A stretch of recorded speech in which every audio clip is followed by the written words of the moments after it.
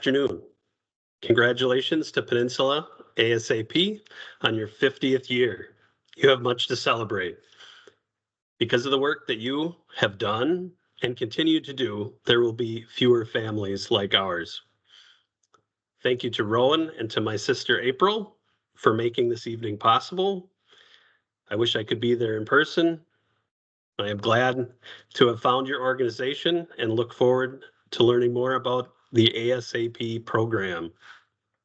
My name is Ron Thomas, and I represent the Kaytlyn Madison Thomas Memorial Foundation. Our family lives in central Wisconsin, which I find a certain irony in needing to reach out to organizations in Virginia for alcohol safety.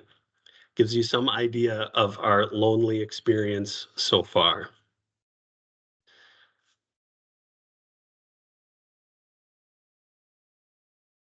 So everyone expects their family to come home safely. However, late on Monday night in July of 2021, that did not happen for our family. Our 18-year-old, 14 days daughter lost her life to a wrong way drunk driver on a rural interstate that runs through our state.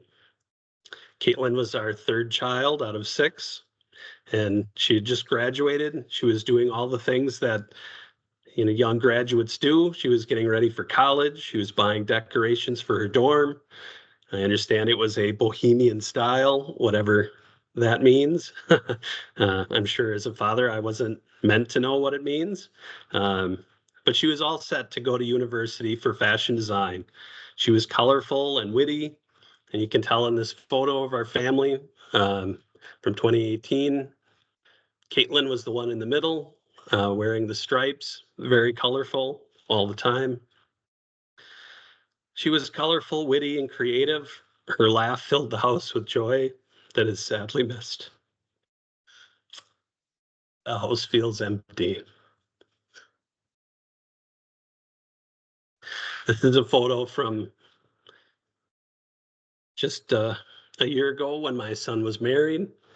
And this is what the kids look like now. And they held a picture of Kaytlyn since she couldn't be there. But we can't change what happened. All we can do is adapt the best that we can. Try to use what we have learned to make a difference in the future. So, what have we done since? First, I think it's very important. You don't know the impact that it can have, but I think it did make an impact. We engaged a trauma counselor for our family. I think it's very important to be there for them, to keep things stable and moving as best as you can. We started a foundation and a GoFundMe to support our efforts and scholarships for our local schools. We've been able to provide a $2,000 scholarship the last 3 years to 3 amazing young, creative, Kaytlyn-like women. We have also done yard signs and billboard ads along the highway. That's what we can do here. So this is the message that we've been trying to spread. I met a drunk driver once. It only takes that once. This is the rural interstate that runs through our county. We've also been able to do fundraisers and other activities for the local with the local community, but anything to do with moving things forward or making change has not happened yet.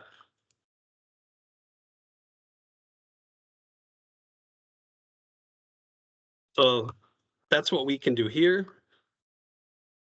What I would like to work on is something that's national. The other driver was 3 times the legal blood alcohol limit. This to me is where the second tragedy begins. With both drivers gone, no eyewitnesses, police and insurance companies can quickly determine fault and move on. We, on the other hand, we can't. We wanted to know what happened. What did Kaytlyn do in those last seconds? What happened? How can this be prevented? But here the public system ended. We tried to get that information from the event data recorder, but we were unable to. Through an engineering firm, we were able to pay to get the data from the other driver's vehicle. But it turns out that event data recorders, EDRs, sometimes black box, they don't really record very much. And what they do record, it's not easy to get to, and there are no standards. There's no requirement that this data be furnished to the family, or that it is aggregated and shared. I believe this needs to change. I think we all know that solving problems depends on having good data. I hope you agree. If you do, how do we move this forward? I would really like your support and your help. If you could connect with April or myself directly, or through the foundation's LinkedIn page, there's a QR code. Thank you very much for your time and all the work that you do. Have a wonderful night and a safe journey home. Best wishes to you all. Bye.